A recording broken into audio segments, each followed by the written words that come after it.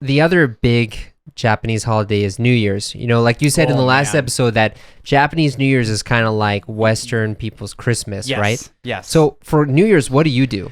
So, well, I have a unique experience because I literally live across the street from a large temple.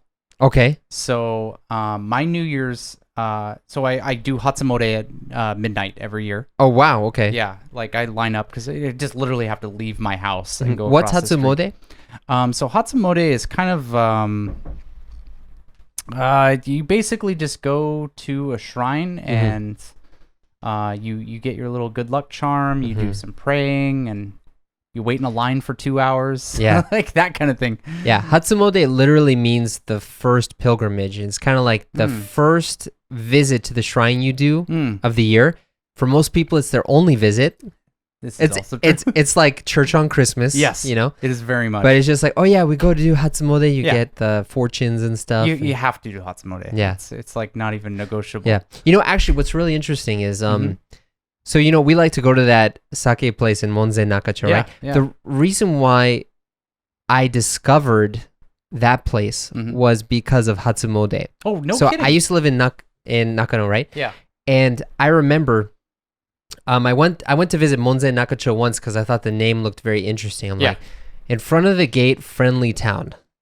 Interesting. Monzen Nakacho, right? Yeah. So I go there and I'm like, oh crap, there's this huge temple. So then my sister comes and visits me a couple weeks later. I'm like, hey Alex, let's go here. There's this really nice temple and it's a pretty cool place. So we go there and they had everything up. They even had like a Buddhist service that they were doing. Yeah. And my sister got like the real deep Hatsumode experience.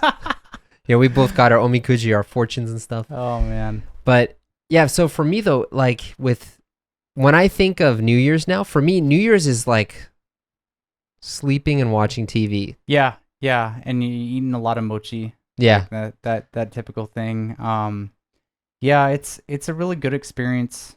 I think it's I mean, I've been here a while, I guess, too. So I guess my reality's kind of been warped from my youthful ages of going out and partying until midnight. Well, no, we'd stay out way past. Oh yeah, well, okay, but, okay, yeah, doing like the midnight countdown and Yeah. that kind of thing.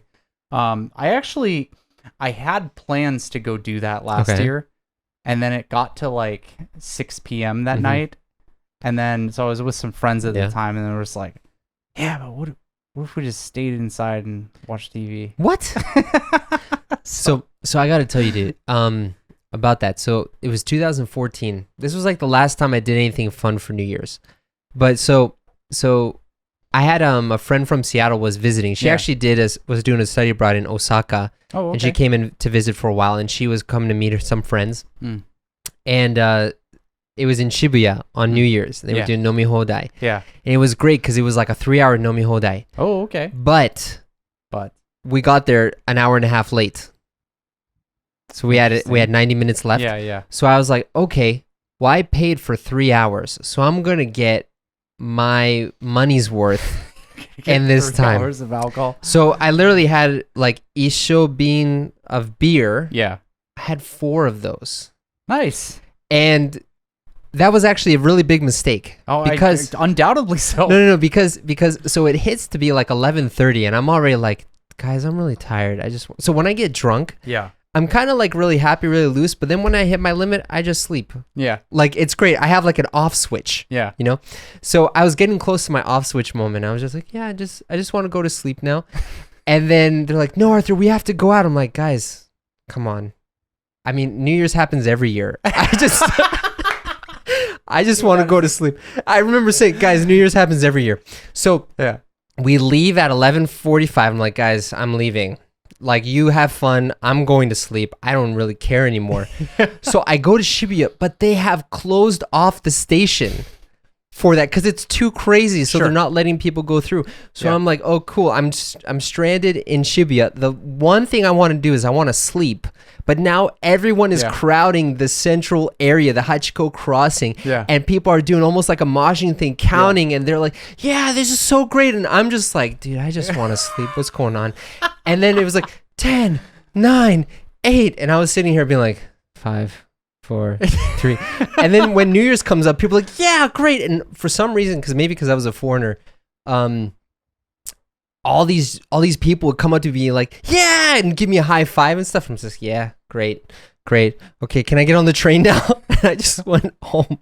Wow, you sound like just an absolute blast. I know, right? Yeah. So if you want to party, my number is below this video. No, but I get that though. I get that. It's